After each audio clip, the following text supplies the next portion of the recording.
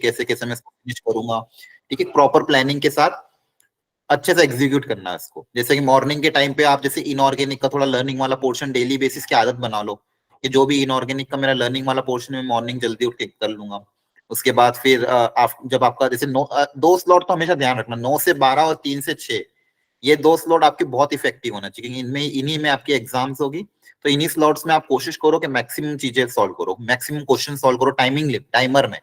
अब ऐसा नहीं कि बस चलो क्वेश्चन सॉल्व करने बैठ गए तो आराम से सॉल्व कर रहे हो, ठीक है। एक टाइमर रखो कि मेरे पास ये टाइमर, उसमें जितना होगा उतना करेंगे, जो फिर नहीं होता है उनको फिर बाद में रिपीट करो सॉल्यूशन से देख के। लेकिन आप जो भी तैयारी करो एक प्रॉपर टाइम लिमिट में करो कि इस समय से इस समय मुझे ये करना है, इस समय से मुझे ये करना है। और बिल्कुल भी आप, अब आपके पास टाइम बिल्कुल भी नहीं कि आप वेस्ट करने बैठो, ठीक है। हर मिनट आपका कीमती है, 12-12, 10-10, 12-12 घंटे आपको पढ़ना पड़ेगा, तो जाके चीजें अगले 40 दिन बहुत अच्छे से यूटिलाइज होंगे और आप अच्छा आउटपुट इस एग्जाम में दे पाओगे। और ये जनवरी अटेम्प्ट आपके लिए काफी इंपॉर्टेंट है, क्योंकि ये वाली जो अभी 40 दिन की तैयारी आपको ऑफकोर्स सेकंड अटेम्प्ट में भी हेल्पफुल रहेगी। और दूसरी चीज के बोर्ड्स और सेकंड अटेम्प्ट में इस बार ज्यादा गैप नहीं है, कम ही गैप है। तो कोशिश आपको यही करना है कि अभी जितनी मैक्सिमम तैयारी हो सके अभी इतनी कर लो, क्योंकि आप देखोगे आपका जो जनरली क्या होता था पहले कि सेकंड अटेम्प्ट जेईई का अप्रैल लास्ट वीक में आता था, लेकिन इस बार सेकंड अटेम्प्ट आपका जनरली सेकंड वीक में ही आ रहा है अप्रैल के। तो बोर्ड्स और जेईई में ज्यादा गैप नहीं रहेगा, तो वहां पे हमें थोड़ा समय कम मिलेगा। इसलिए कोशिश यही करो कि जितना भी मैक्सिमम हो पाए उतनी ज्यादा इसमें प्रॉपरली आउटपुट दो। थोड़ा सा स्कूल, अगर आपकी अटेंडेंस ऑलरेडी अच्छी है तो थोड़ा स्कूल कम जाओ, घर पे ही सेल्फ प्रैक्टिस करते रहो, सैटरडे संडे को अच्छे से यूटिलाइज करो, पेपर ढंग से दो। ये सारी छोटी छोटी चीजें करके आप अपना ये वाला अटेम्प्ट सुधार सकते हो, ठीक है। तो ध्यान रखना कि जो जो भी चीजें आपको क्लास में कराई जा रही है उनका रिकैप करो। अभी ज्यादा कुछ करना नहीं। अच्छा, एक चीज और इंपॉर्टेंट चीज है कि आप सब लोग करना कि सबसे पहले जिसके पास अगर सिलेबस नहीं है तो सबसे पहले तो आप है ना सिलेबस की जीरोक्स लगा के अपने रूम में अपने टेबल पे चिपका लेना, क्योंकि आपको एकदम क्लैरिटी होनी चाहिए कि जेई मेंस में जो मैं चैप्टर कर रहा हूँ उस चैप्टर में कौन कौन से टॉपिक लिखे गए, उन्हीं टॉपिक का मुझे पीवाईक्यू प्रैक्टिस करना है। ज्यादा बुक के भी क्वेश्चन नहीं करना है, बेसिक कुछ क्वेश्चन फंडामेंटल अगर करने हो बेसिक लेवल के वो कर लो, और तो उसी चैप्टर के लेटेस्ट पीवाईक्यू कर लो, बस इतना बहुत है, ठीक है। इतना भी करके अगर आप चले गए, और एक चीज ध्यान रखना, सारे चैप्टर का बेसिक अंडरस्टैंडिंग होना चाहिए। हर चैप्टर, तीनों सब्जेक्ट में सारे चैप्टर 11th और 12th के हर चैप्टर का बेसिक एनसीईआरटी लेवल या बेसिक फॉर्मूला जो भी आपके इसमें है सिलेबस में, उसका बेसिक फॉर्मूला आपको पता होना चाहिए। भले ज्यादा प्रैक्टिस हो ना हो, लेकिन बेसिक फॉर्मूला पता, ताकि किसी भी चैप्टर से अगर एकदम इजी लेवल का क्वेश्चन आता है तो आपको वो अटेम्प्ट करना है। और जैसा कि मैंने आपको पिछली बार भी बताया था कि आपको कुछ नहीं करना, अगर 10-10 क्वेश्चन भी तीनों में अटेम्प्ट कर लिए तो बहुत बहुत अच्छी रैंक आ जाएगी, बहुत ज्यादा अच्छी। इसलिए टारगेट ऐसे ही रखना कि प्रॉपरली वहां जाके काम ले अच्छे से आप अप्लाई करो। तो बस अगले 40 दिन है, तो बहुत अच्छे से इसको यूटिलाइज करो, बहुत अच्छे से पढ़ो, ठीक है। चलो अब स्टार्ट कर देते हैं, काफी टाइम हो भी चुका अपना, स्टार्ट की रिकॉर्डिंग स्टार्ट हो गई है ना, हाँ हो गई स्टार्ट, ठीक है। तो लास्ट क्लास में मैंने आपको कंडीशनल प्रोबेबिलिटी स्टार्ट कर दिया था। कंडीशनल प्रोबेबिलिटी पढ़ने के बाद फिर हमने उसके अंदर भी देखा था मल्टीप्लीकेशन थ्योरम। मल्टीप्लीकेशन थ्योरम पढ़ने के बाद हमने देखा था इंडिपेंडेंट इवेंट। ये तीन कॉन्सेप्ट हमने बहुत अच्छे से करे थे, इस पे क्वेश्चंस भी हमने ट्राई कर लिए थे। अब अगला जो कॉन्सेप्ट है वो है टोटल प्रोबेबिलिटी, ठीक है। टोटल प्रोबेबिलिटी और बेस थ्योरम। अब ये होता क्या, इसको ध्यान समझना बहुत अच्छा है। इसमें क्या करना है, जैसे मान लो, सुनो ध्यान से, कि आपके पास मान लो कोई एक्सपेरिमेंट आपने परफॉर्म किया, ये एक्सपेरिमेंट परफॉर्म किया आपने, ये उसका सैंपल स्पेस हो गया, ठीक है। उस एक्सपेरिमेंट से एसोसिएटेड मान लो कुछ इवेंट्स है आपके E1 E2 E3 या फिर E4, E1 E2 E3 3 या 4 जितने भी इवेंट EN तक मान लो इवेंट्स है, ये कुछ उस एक्सपेरिमेंट से एसोसिएटेड कुछ इवेंट्स है। मान लो अभी के लिए मैं 4 इवेंट ले रहा हूँ, 4 5 6 7 कितने भी हो सकते हैं। और ये इवेंट जो है E1 E2 E3 और E4, ये सारे इवेंट कैसे हैं, म्यूचुअली एक्सक्लूसिव, म्यूचुअली एक्सक्लूसिव और एग्जॉस्टिव। और कैसे हैं, एग्जॉस्टिव। ये दो इंपॉर्टेंट पॉइंट है, ध्यान रखना। ये जो इवेंट में कंसीडर कर रहा हूं E1 E2 E3 E4, ये कैसे होने चाहिए, mutually exclusive and exhaustive. Exclusive समझते हो ना, यस सर। बोलो। Yes sir. एक्सक्लूसिव मतलब जिनमें आपस में कोई इंटरसेक्शन ना हो, है ना। Yes sir. इंटरसेक्शन पाई हो। और एग्जॉस्टिव मतलब इनकी यूनियन सैंपल स्पेस के बराबर हो। वेरी गुड, ये इनकी यूनियन सैंपल स्पेस के बराबर हो, मतलब ये पूरा के पूरा सैंपल स्पेस क्या कर ले, कवर कर ले, इनकी यूनियन सैंपल स्पेस के बराबर हो, ठीक है। Very good. तो आपने मान लो ऐसे कुछ इवेंट कंसीडर किए उस एक्सपेरिमेंट के करस्पॉन्डिंग। अब मान लो एक इवेंट ए और एसोसिएटेड है इससे, एक इवेंट ए और मैं बना रहा हूं, ठीक है, जो इसी एक्सपेरिमेंट का है, और वो कहीं ना कहीं इन सब E1 E2 E3 के साथ कुछ ना कुछ रिलेट कर रहा है। अब इस ए की मुझे प्रोबेबिलिटी निकालनी है, बेसिकली मुझे ये शेडेड रीजन निकालना है। क्या निकालना है? Shaded region. क्या निकालनी? प्रोबेबिलिटी ऑफ ए। समझ में आ रहा है? इस ए की मुझे क्या निकालनी? प्रोबेबिलिटी, मतलब ये शेडेड रीजन निकालना है। ठीक है, तो वो बोल रहा है शेडेड रीजन निकालना है तो आप क्या करो, ए की प्रोबेबिलिटी कैसे लिख देते हैं? Probability of A intersection E1, ए का E1 के साथ जो इंटरसेक्शन है, ये वाला हिस्सा क्या हो जाएगा? A intersection E1। फिर इसको ऐड कर दूंगा probability of A intersection E2 plus probability of A intersection E3 या फिर E3 इंटरसेक्शन ए, है ना, प्लस प्रोबेबिलिटी ऑफ, याद आ रहा है सबको? समझ में आ रहा है? इन सबका Yes, sir. इंटरसेक्शन को ऐड करूंगा तो मुझे टोटल ए की प्रोबेबिलिटी मिल जाएगी क्या? Yes, sir. बोलो। Yes sir. ठीक है, तो बेसिकली क्या है कि पहले आपको जो ए की प्रोबेबिलिटी निकालनी है, जो शेडेड रीजन निकालना है, तो बेसिकली इन सबका क्या हो जाएगा? वो इंटरसेक्शन हो जाएगा। तो इंटरसेक्शन विद E1 या ए, E2 का इंटरसेक्शन ए के साथ, E3 का इंटरसेक्शन ए के साथ, और लास्ट में E4 का इंटरसेक्शन ए के साथ। इन चारों का एडिशन पूरा आपका ए कवर कर लेगा। तो ये आपको क्या हो जाएगी? Total probability. इसी को क्या बोलते हैं? Total probability. ओके, अब लास्ट क्लास में मैंने आपको सिखाया था कि इंटरसेक्शन अपन कैसे अप्लाई करते हैं, मल्टीप्लिकेशन थ्योरम से, याद आ रहा है? Probability of Yes. A intersection भी हमने कैसे लिखा था? बेस कंडीशनल प्रोबेबिलिटी अप्लाई करके। बताओ क्या लिखा था इसको? P of A dot in P of B. A into P of, very good, P of A into P of B given A as a cut, है ना? Yes, sir. ठीक है, ये नॉर्मल मेरा फॉर्मूला होता था, P of A into P of B given A as a cut. तो यहाँ पे भी देखो P of E1 intersection A है, तो इसको भी लिखने का तरीका क्या हो जाएगा? P of E1 into P of A E1 है सकट, है ना? Yes Yes, sir. इसका भी ये फॉर्मूला जाएगा पी ऑफ E2, इंटरसेक्शन वाला फॉर्मूला जो लास्ट क्लास में हमने लगाया था multiplication theorem, P of E2 into P of A E2 है सकट। इसी तरह से E3 का भी आ जाएगा और इसी तरह से E4 का भी आ जाएगा, है ना? Yes, sir. Yes sir. ये तो बेसिकली हमने यहाँ पे क्या निकाली? इस event A, particular event A की प्रोबेबिलिटी, और इस ए की प्रोबेबिलिटी निकालने के लिए हमने क्या फॉर्मूला अप्लाई कर दिया? ये बेसिक फॉर्मूला अप्लाई कर दिया। ए जो होगा वो इन सबके साथ इंटरसेक्शन है, और इंटरसेक्शन का बेसिक फॉर्मूला हमने ऑलरेडी पिछली क्लास में सीखा था कि probability of A intersection B क्या होता है? P of A into P of B given A है। यहाँ तक कोई स्टेप में डाउट हो तो पूछ लो जल्दी, anyone? No, no sir. Sir. No step sir. आपको समझ में? ठीक है, बस ध्यान ये देखो, अब क्वेश्चन जब भी आएगा ना, तो क्वेश्चन को पढ़ के आप देखोगे सबसे पहले एक्सपेरिमेंट क्या है। क्वेश्चन को करना कैसा है? सबसे पहले तो देखो भाई एक्सपेरिमेंट का, जैसे कि हर बार अपन करते ही हैं, आपको मैंने जितने भी क्वेश्चन कराए सबसे पहले मैंने ये देखा एक्सपेरिमेंट क्या और उसका सैंपल स्पेस क्या, ये अपन ने लिखा। Yes, sir. सेकंड स्टेप हम क्या करते हैं? हम ये पहचानते कि ये जो E1 E2 E3 इवेंट्स हैं, ये जो इवेंट एसोसिएट है, जो कि एक्सक्लूसिव और कैसे होने चाहिए? एग्जॉस्टिव होने चाहिए, है ना? ये कौन सी इवेंट है? और थर्ड चीज इवेंट ए जिसकी प्रोबेबिलिटी आपको पूछी है वो कौन सा इवेंट है? अगर ये तीन चीज पता कर ली तो आप डायरेक्ट फिर फॉर्मूला अप्लाई करोगे, आंसर आ जाएगा, है ना? Yes sir. Yes. अब इसमें एप्लीकेशन करा तो देखो लॉ ऑफ टोटल प्रोबेबिलिटी ये क्या है कि E1 E2 E3 be an mutually exclusive and exhaustive event associated with a random experiment. If A be any event then the probability of A equal to this, है ना? ये जो भी अपन ने सीखा, क्लियर है सबको? Yes sir. चलो एक क्वेश्चन यस करते हैं, सर। बेसिक अंडरस्टैंडिंग वाला क्वेश्चन है, एनसीईआरटी का क्वेश्चन है, पढ़ लो एक बार ध्यान से।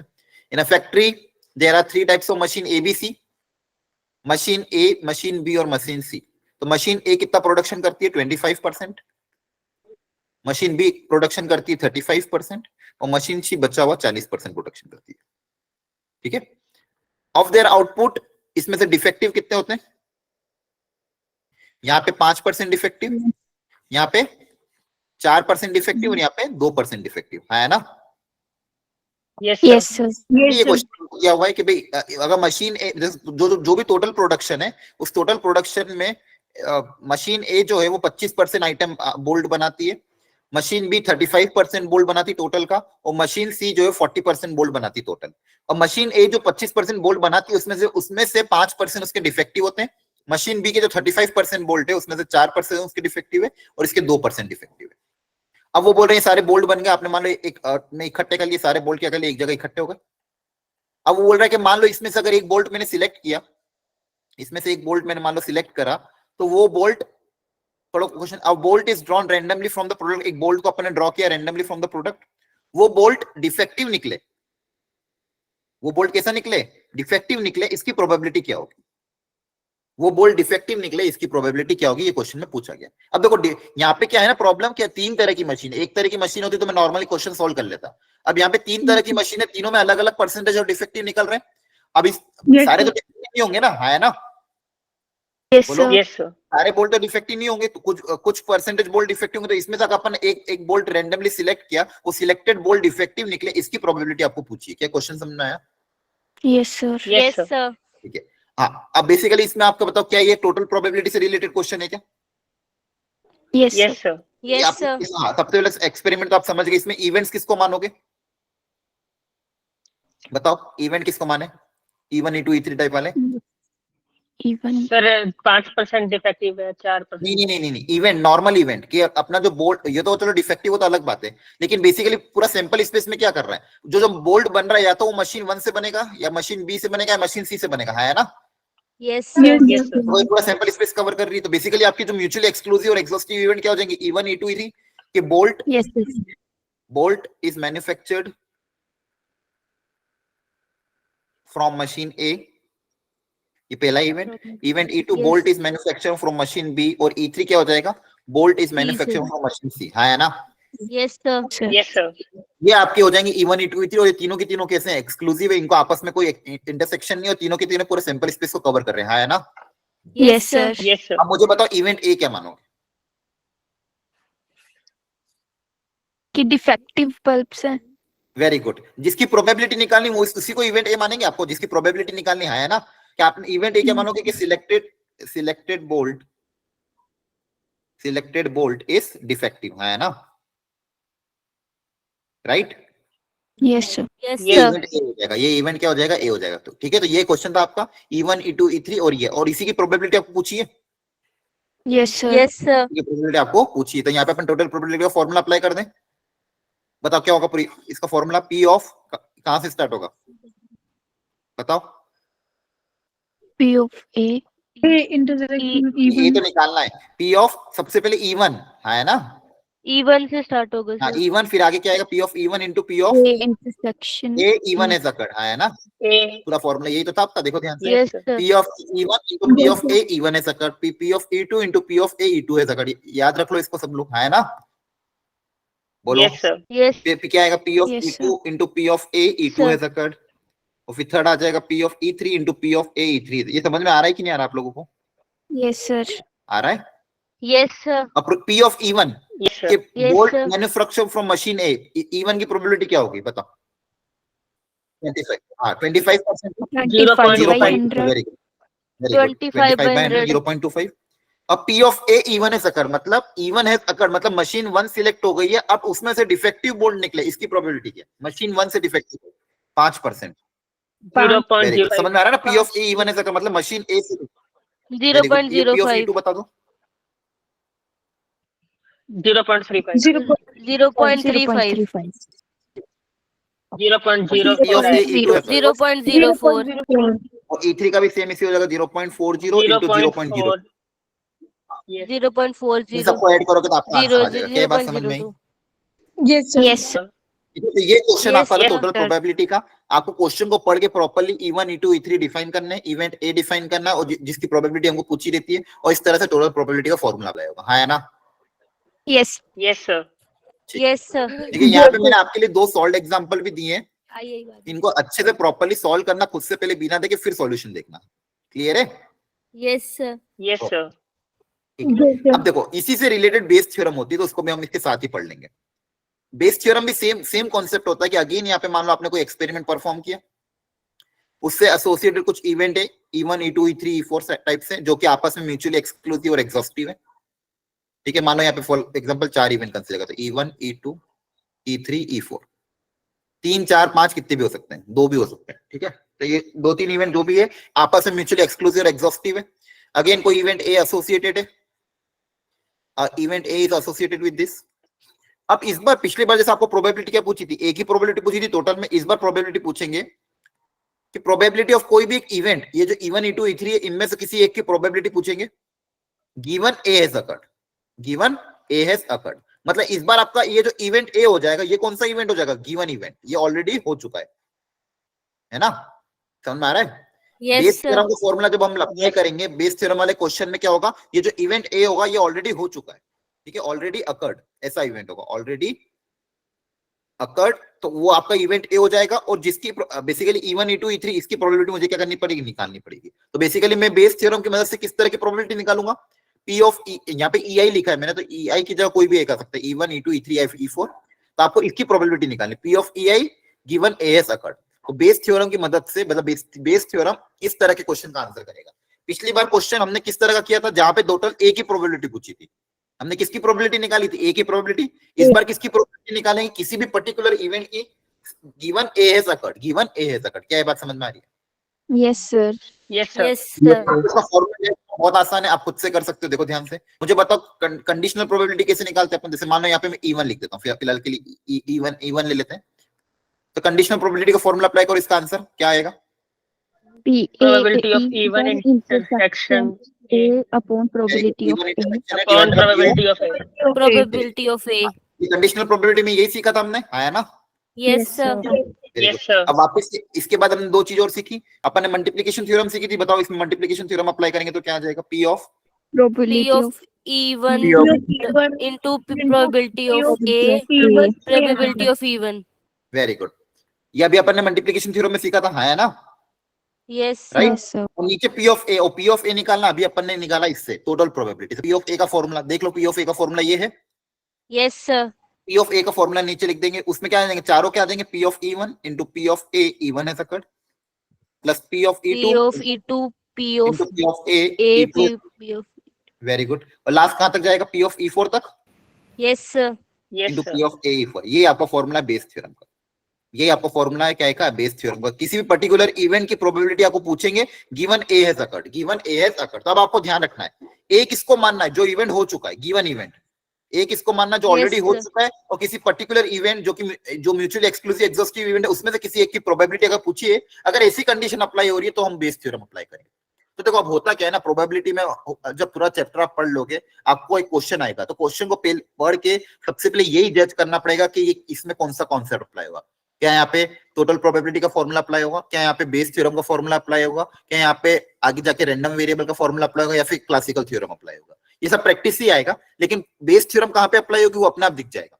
उसमें आपको ऐसे इवेंट्स होंगे, इवेंट ए होगा, ए ऑलरेडी हो चुका है, किसी पर्टिकुलर इवेंट की आपको प्रोबेबिलिटी पूछेंगे, हाँ है ना?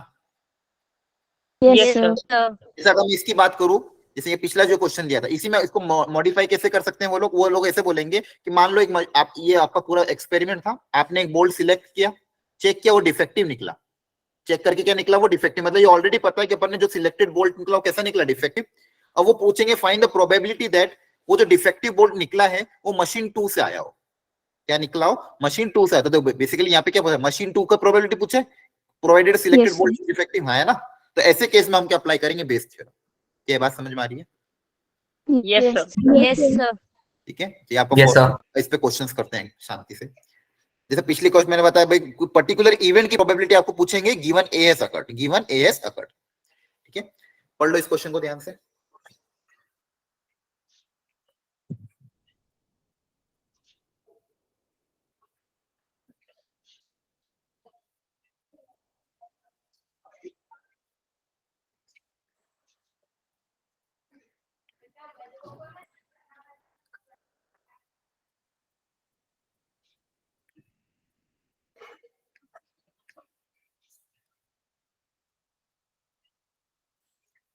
दो तरह के बैग है, bag A contain 2 white 3 red, bag B contain 4 white, 5 red.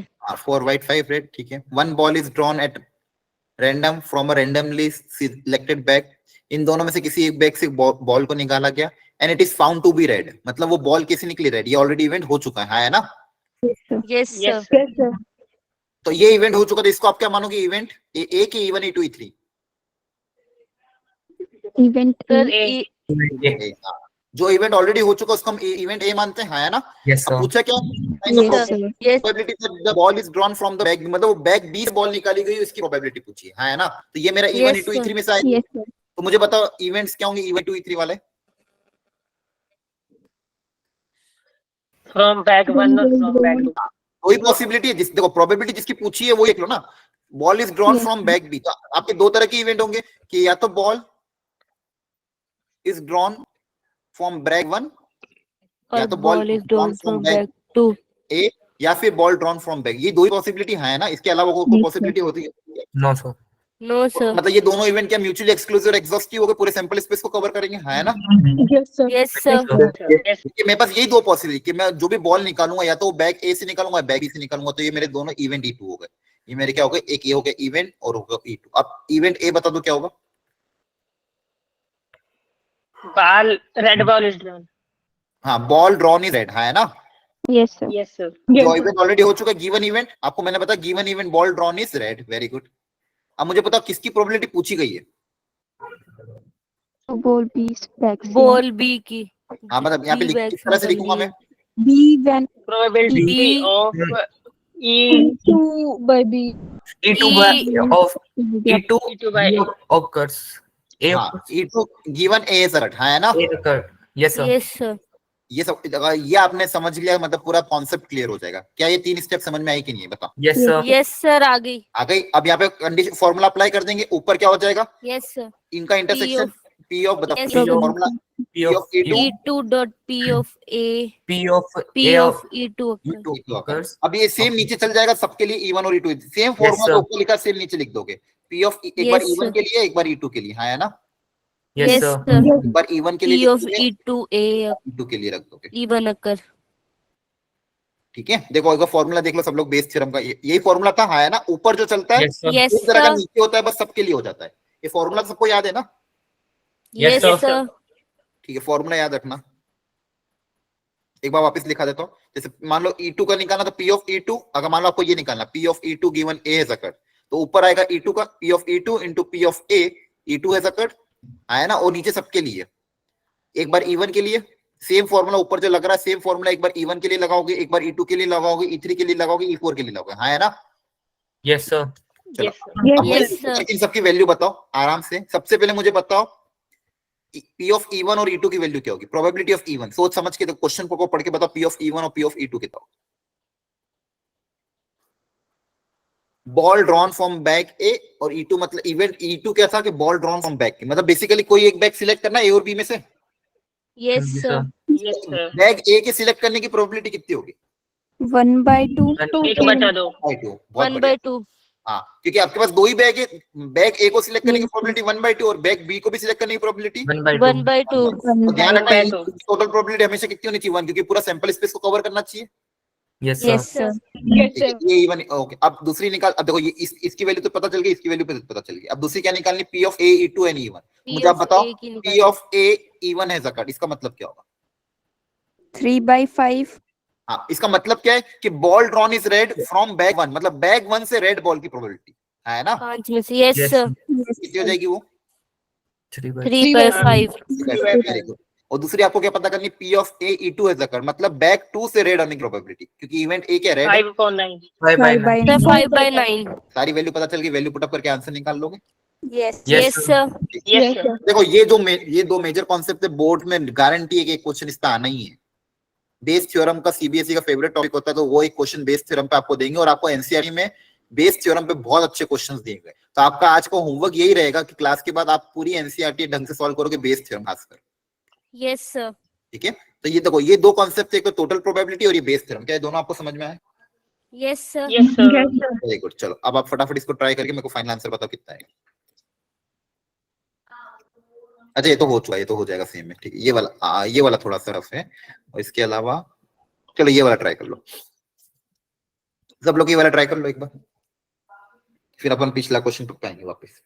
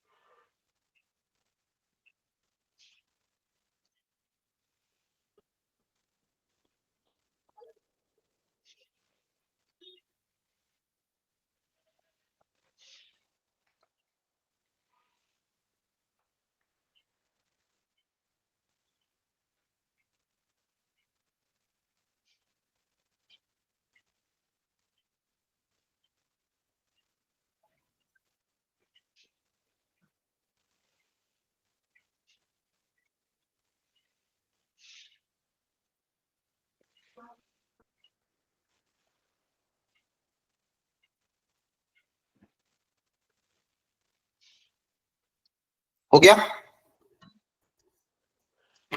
चलो, आई थिंक मेन तो ये था, अगर आपने E1 E2 E3 ये डिफाइन कर लिए और ये डिफाइन कर लिया, मेन काम वो ये, कैलकुलेशन तो आप घर पे कर लोगे। क्वेश्चन पढ़ लेता है, डॉक्टर विजिट अ पेशेंट, वो या तो ट्रेन से जाएगा, बस से जाएगा, स्कूटर से जाएगा, या फिर किसी अदर मीन से जाएगा, उसकी प्रोबेबिलिटी गिवन है, वो लेट होने की प्रोबेबिलिटी ऑलरेडी गिवन है। दूसरी चीज आपको बोला है कि if he come by this, if he will not be late.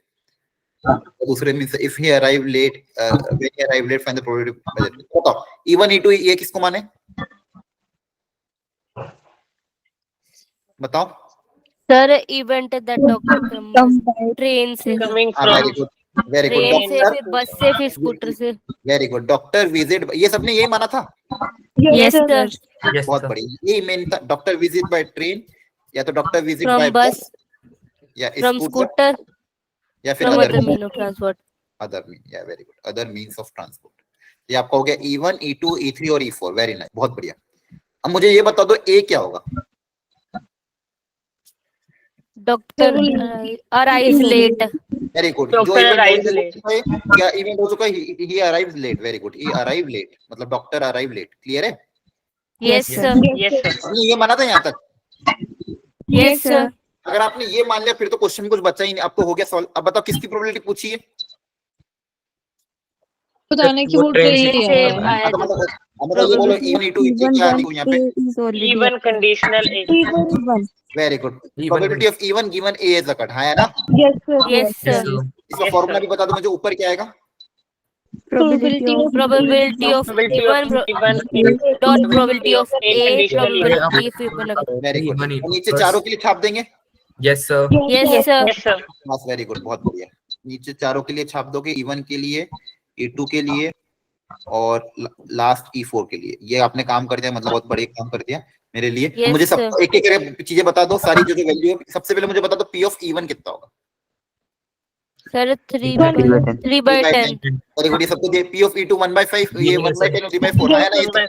Yes, sir. Yes. Yes sir. मुझे बता दो P ऑफ A E1 है सकड़, ये कितना हो जाएगा? Sir, 1 by 1/4.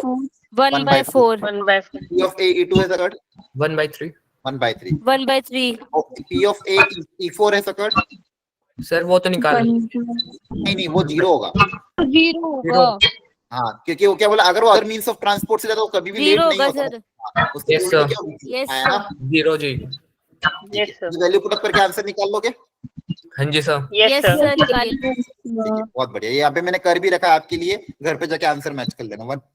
1/2 आएगा, ठीक है? Yes yes sir. एक थोड़ा और अच्छे लेवल का क्वेश्चन करते हैं, इसको पढ़ो ध्यान से।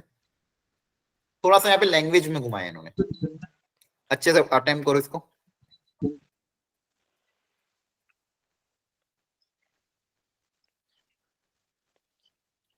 तो मेन काम वही है, सबसे पहले आप इवेंट्स को डिफाइन करो। ये क्या होंगे?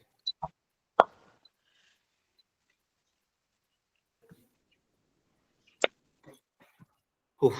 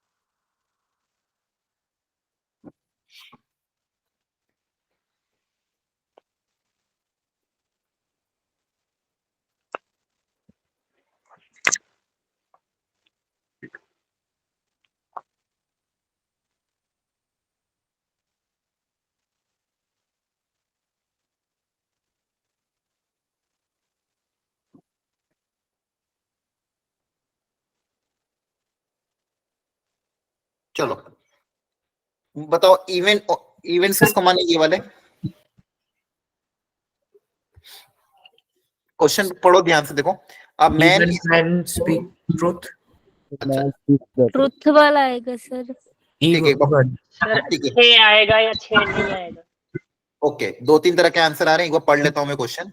A man is known to speak truth Yes, 3 out sir. of 4 time, ये क्वेश्चन में दिया हुआ है। He throws Yes, a sir. dice and reports that it is a 6, इसका मतलब क्या है? He reports that it is, मतलब ये मेरा कि गिवन वो इवन हमें बताएं। ये ए है। हाँ, ये ऑलरेडी हो चुका, मतलब वो Yes, बता sir. कि वो 6 है, तो ये मेरा मतलब बेसिकली 6 है। एंड हाँ जी। What is the probability that it is actually a 6, इसकी एक्चुअल प्रोबेबिलिटी, तो जिसकी प्रोबेबिलिटी पूछी वो मेरी generally event E two E three देते हैं। हाँ जी। Yes, sir. Yes, sir. तो मेरा इवन क्या मान लोगे? इट इज डाई थ्रोन, मतलब बेसिकली 6 आ जाए, है ना? Yes, Yes, sir. sir. ठीक है, यस तो सर। अब देखो एक डाई को थ्रो करेंगे, या तो 6 आएगा, तो 6 नहीं आएगा, तो 6 विल कम। दूसरा बच्चा हुआ इवेंट हो जाएगा, 6 विल नॉट कम। ये दो ही तरह के Yes, बनेंगे, है? Yes, yes sir. सर। और ये दोनों इवेंट पूरे या तो म्यूचुअल एक्सक्लूसिव और एग्जॉस्टिव है ना? Yes sir. Yes sir. yes, sir. Very good, very good. एक मिनट, चार्जिंग जाने वाली, फटाफट करते हैं। तो P of E1 P of E2, तो 6 will come 6 will not come. अब इवेंट ए क्या है? Speaks truth वाला। आदमी वो हाँ, चार में से तीन बार सच बोलता है। या तो देखो, या तो 6 विल कम और 6 विल नॉट कम, ये हो गया। He throws a die, it is reports that it is a 6, और पूछ रहा है कि इट इज एक्चुअली अ 6। मतलब बेसिकली एक एक ए को क्या डिफाइन करें हम? ए के बारे में क्या लिखूं मैं? 6 वाला डा। या तो वो सही बोलेगा या झूठ बोलेगा, है ना? Yes, sir. Yes, Yes, sir. तो यहाँ पे अपन क्या लिखें? Man speaks truth. Man speaks truth. Man speaks truth. अरे चलो ये लिख के देख लेते हैं, ट्रूथ। अब मुझे बताओ किसकी प्रोबेबिलिटी पूछी गई है? एक्चुअल 6। Actually 6 है नहीं। मतलब E1 E2 even Even- even conditional A. Even ये तो हमसे पूछी है। ए है जकड़, है ना? Yes, sir. E1 ए है Yes, जकड़। Yes, sir. अब फॉर्मूला Yes, अप्लाई sir. कर देंगे, P of E1 into P of A, E1 है जकड़, है ना? और नीचे भी same, P of E1 into P of A, E1 है जकड़, plus P of E2 into P of A, E2 है जकड़। अब मुझे बताओ P of E1 कितना होगा? 1/6। 1 by 6। Very 1 good. by 6. Very good. 6 आने की प्रोबेबिलिटी बहुत बढ़िया, सही, एकदम सही जा रहे हो। 6 आने की प्रोबेबिलिटी 1/6। अच्छा, अब इसका मतलब क्या है? A E1 है जकड़। अच्छा 3/4।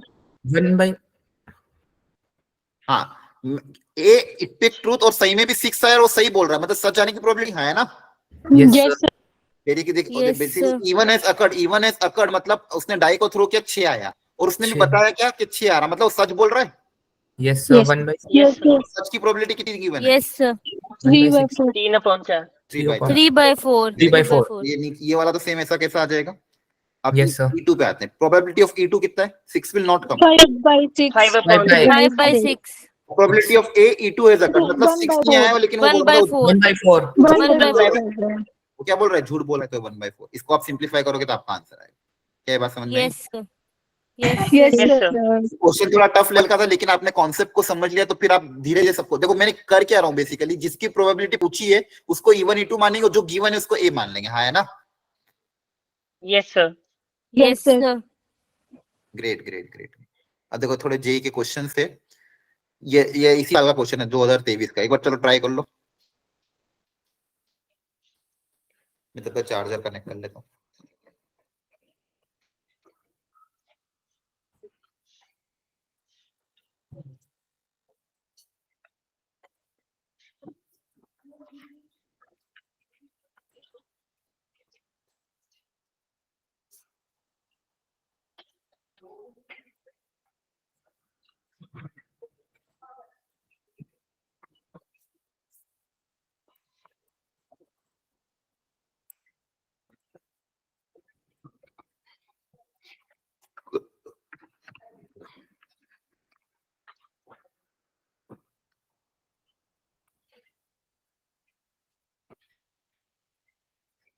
खुद पे भरोसा रखना, हो जाएगा, टफ नहीं है।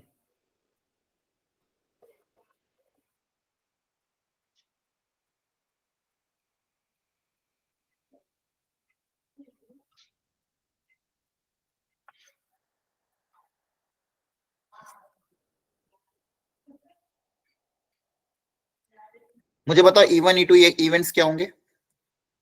सर E1 होगा पर्सन स्मोकर, और E2 होगा person. Smoker. Very good. Smoker. ये सबने ये माना पर्सन इज स्मोकर, या तो ये पॉसिबिलिटी होगी या फिर पर्सन क्या होगा, नॉन स्मोकर, है ना, ये दो ही तरह की possibility. Yes, sir. Not Yes, sir. not smoker. ये अगर मान लिया Yes, तो sir. बहुत बढ़िया काम कर दिया आपने। देखो ये इसी साल का क्वेश्चन आपको मैं बता रहा था, जेई किस टाइप से पूछ रहा है, या तो पर्सन स्मोकर होगा या तो पर्सन नॉन स्मोकर होगा, है ना, ये इवन ई2 होंगे। क्या ये बात समझ में आई? देखो पूछा भी sir. वही है, Yes, sir. Person Yes, is sir. Smoker, इसकी प्रोबेबिलिटी पूछी, मतलब ये इवन ई2। Yes, ये sir. किसको माने? Person has lung cancer.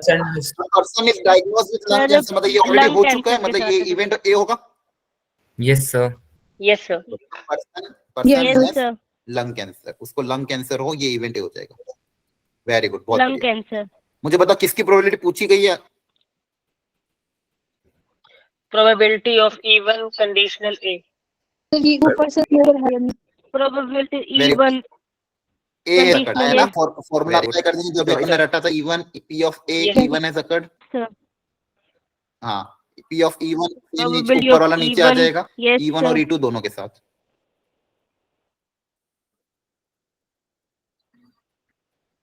E2 P of A, E2 has occurred. Very good. अब एक करके पुट अब देखो क्वेश्चन में क्या है, a person with lung cancer and the probability the person has ये a by 10, ये ऑलरेडी हमको कितनी गिवन है, k by 8, मतलब ये जो अपन निकाल रहे हैं इसकी वैल्यू गिवन है अपन को, Yes, sir. Yes, sir. इसकी वैल्यू Yes, कितनी sir. गिवन है, k upon 10, ये k upon 10। अब एक एक करके बची Yes, P of sir. E1, इसका मतलब क्या है, पर्सन स्मोकर हो, इसकी प्रोबेबिलिटी कितनी होगी? 0.25. 3.25. जैसे अपन 0.25. फ्रैक्शन में ले रहे हैं, यहाँ पे k by 10 है, यहाँ पे भी अपन 25 by 100 ही ले ले। Yes. Yes, sir. Yes, sir. Yes, sir. 25 by 100। P of A even है, इसका मतलब क्या है? अब देखो शांति, अब जो ये लाइन पढ़ो ध्यान से, a smoker has 27 times more chances to develop a lung cancer than a non-smoker। इस लाइन को हम लिख लेते हैं पहले कहीं पे साइड में, इसका मतलब क्या वो लिख, बताओ इसका मतलब क्या है? A smoker has 27 times more chances to develop a lung cancer than a non-smoker। Smoker को लंग कैंसर हो, नॉन स्मोकर से 27 हाँ। टाइम ज्यादा चांसेस है कैंसर लंग हो। कैंसर होने के। इसके चांसेस कितने हैं? जो 27 non time. Smoker 27 into 27 non-smoker. Non smoker को लंग Non-smokers। कैंसर, क्या यही लाइन लिखी गई है? Yes, sir. Yes, sir. Yes sir. Lung cancer हो, ठीक है, ये चांसेस मतलब प्रोबेबिलिटी, ठीक है। तो बेस अपन क्या कर लेते हैं, अब देखो ये दोनों के टर्म्स में गिवन है, तो इसकी प्रोबेबिलिटी को एक मान लेते हैं, इसकी प्रोबेबिलिटी को क्या मान लें कि नॉन स्मोकर को लंग कैंसर, इसकी प्रोबेबिलिटी अगर x हो जाएगी तो इसकी प्रोबेबिलिटी कितनी आ जाएगी, 27x, है ना, बोलो। Yes, sir. Yes sir. ठीक है, अब बस वैल्यू पुट अप कर देते हैं। तो देखो यहाँ पे क्या है कि प्रोबेबिलिटी ऑफ ए इवन है सकर, इवन मतलब स्मोकर और उसको लंग कैंसर हो, तो स्मोकर को लंग कैंसर हो, इसकी प्रोबेबिलिटी कितनी हो जाएगी, 27x, 27x. 27x। है ना। Very good. अब नीचे वाला तो सेम ऐसा कैसे ही इवन, तो यस सर। अब E2 के बारे में देखते हैं, P of E2 कितना होगा, 75 by 100. 25 अच्छे वे नॉन स्मोकर 75 और P of A इवन है कि नॉन स्मोकर को लंग कैंसर हो, X. 20. है ना, एक्सी तो होगी। Yes, sir. देखो आप अगर ध्यान से ऑब्जर्व करोगे ऊपर नीचे से Yes, कैंसिल sir. हो जाएगा, कॉमन लेके Yes, sir. Yes, sir. 100 Yes, 100 भी एलसीएम लेके कैंसिल हो जाएगा। सर 25 वाला भी। Very good. 25 भी अगर आप चाहो तो कैंसिल कर सकते हो, 25 1 जा और यहाँ कितना Yes, sir. क्लियर है। तो आपके पास क्या बचेगा, ऊपर Yes, बचेगा sir. 27, नीचे बचेगा यहाँ पे भी यस सर। 27 into 5 +3, है plus ना 3. 3, और इधर बचेगा k by 10। क्लियर है, तो यहाँ से k आ जाएगा, आ रहा है समझ में? Yes, sir. Yes, sir. Yes, sir. Yes, sir. ये हो जाएगा 27 Yes, by sir. 30 और 10 9 आएगा। 9 आ जाएगा, k की वैल्यू 9 आ जाएगी। बहुत बढ़िया। देखो क्वेश्चन में कुछ भी नहीं था, सर 9 आएगा। हाँ, very good. Yes sir. Question में अल्टीमेटली आपको बस ये चीज लिखनी थी और इसको ढंग से सॉल्व करना था। पेशेंसली अगर सॉल्व करोगे तो ये क्वेश्चन भी होना है। तो देखो बेस थ्योरम से इसी वाला एक क्वेश्चन आया था, आपको आइडिया लग गया कि इस तरह से हम कर रहे हैं? Yes, sir. Yes sir. ठीक है, बहुत बढ़िया। चलो तो आपका देखो होम असाइनमेंट में मैंने लिख रखा है, एनसीईआरटी को अगर आपने अभी तक सॉल्व नहीं कर रखा है तो 13.1, 13.2 और 13.3 इसके क्वेश्चन को बहुत प्रॉपर्ली आपको सॉल्व करना है। एंड सेकेंडली एक इंपॉर्टेंट चीज ध्यान रखो, अभी फिलहाल अपन जेई मेंस फर्स्ट अटेम्प्ट के लिए इस चैप्टर को ज्यादा डिटेल में मत देखना, क्योंकि देखो ये चैप्टर बहुत वास्ट है और इसमें टफनेस लेवल बहुत ज्यादा बढ़ सकता है। इसको एकदम अच्छे से करने के लिए भी कम से कम मुझे 1-1.5 महीना चाहिए। अपने पास इतना समय ही नहीं है, तो मैं आपको यही सजेस्ट करूंगा कि आप अभी इसको है ना बेसिक लेवल पे करो, ताकि अगर इस चैप्टर से इजी मीडियम लेवल का क्वेश्चन आया तो हमको अटेम्प्ट करना, ज्यादा टफ क्वेश्चन आया तो हम छोड़ देंगे। इसलिए इसके ज्यादा डीप में मत जाना, इसके कुछ पीवाईक्यू बहुत ज्यादा Yes, टफ है। इसके अगर आप कुछ पीवाईक्यू देखोगे उनका लेवल काफी ज्यादा टफ है, अभी वो आपको करने की जरूरत नहीं है। आपको सिर्फ क्या ध्यान रखना है कि अगर इस चैप्टर से मेरे को इजी वाला क्वेश्चन आता है, जैसे इस टाइप के क्वेश्चन आ रहे हैं, ऐसे और भी बहुत क्वेश्चन है, इस टाइप के अगर क्वेश्चन आते हैं तो उनको मैं अटेम्प्ट कर लूंगा। तो उसके लिए सबसे पहला स्टेप आपका यही रहेगा कि आप एनसीईआरटी के क्वेश्चन को बहुत प्रॉपर्ली सॉल्व करो। क्या बात समझ में आ रही है? Yes, Yes, sir. sir. Yes, sir. इनके क्वेश्चंस को आप सॉल्व कर लेना। इसका सॉल्यूशन चाहिए क्या आपको, कि है आपके पास? Sir, है. है, ठीक है, सर है। नेट पे सर मिल भी आप जाता है। भेज देना। No, फिर भी मैं भेज दूंगा आपको, अभी ग्रुप में डाल दूंगा, इस चैप्टर का सॉल्यूशन भेज दूंगा। लेकिन आप इसको बहुत सीरियसली करना, बहुत इंपॉर्टेंट है ये चीज। एनसीईआरटी की एक्सरसाइज और Yes, इसकी sir. मिसलेनियस तो अभी मत करना, लेकिन एटलीस्ट मिसलेनियस भी ट्राई कर लेना, हो जाएगा अब तो, क्योंकि आपके पास Yes, सिलेबस में इतना ही है। तो मिसलेनियस और ये एक्सरसाइज, कल संडे भी आपके पास पूरा दिन है पेपर के बाद, तो ट्राई कर लेना कि मंडे तक क्लास के पहले ये काम निपट जाए। yes, sir. Yes, sir. एक बार ये आपने देखा कि ये चैप्टर कंप्लीट हो जाएगा आपकी तरफ से, फिर बस अपने पास बचेगा रैंडम वेरिएबल, वो अगली क्लास में अपन कंप्लीट करके कुछ जेई के पीवाई करके चैप्टर को वाइंड अप कर देंगे। Yes, sir. ठीक है, तो अगला लेक्चर मेरा लास्ट होगा प्रोबेबिलिटी का, उसके पहले आप एनसीईआरटी अपने एंड पे निपटा दो, ताकि थोड़ा आपको कॉन्फिडेंस आ जाएगा। अगली क्लास में हम जेई के कुछ पीवाईक्यू करेंगे और रैंडम वेरिएबल एक लास्ट टॉपिक है वो फिनिश कर देंगे। क्या आपको समझ में आया आज का lecture? Yes, sir. Yes sir. Yes, sir अभी sir. थोड़े और पीवाईक्यू करवा दो आप, आज क्लास 7:15 हुई थी। नहीं, एक्चुअली मेरी अभी क्लास है एक्चुअली अभी 8-10 पे, और मेरे को वैसे भी अभी ना रैंडम वेरिएबल पढ़ाना है, तो रैंडम वेरिएबल पढ़ाने के बाद मैं को कल पीवाईक्यू करूंगा, और पीवाईक्यू अभी करूंगा तो आपसे होंगे नहीं, जैसा कि मैंने कहा इसकी पीवाईक्यू के थोड़ा लेवल टफ आता है, आपको एनसीईआरटी पहले करनी पड़ेगी, तब जाके आपसे पीवाईक्यू हिलेंगे। समझ पा रहे हो? Yes. उसके Yes, पीछे का sir. reason yes sir. आप एनसीईआरटी करके आओ, नहीं तो फिर अभी डिमोटिवेट हो जाओगे फालतू में। ठीक है, तो थोड़ा Yes, सा sir. Yes sir. एनसीईआरटी थोड़ा पढ़ के आओ पहले अपने एंड पे। एनसीईआरटी एक बार आपने कर ली, फिर अपन जेई के पीवाईक्यू पे आएंगे। ठीक है, Yes, sir. Yes sir. Okay, thank you everyone, bye bye, all the good best. Night sir.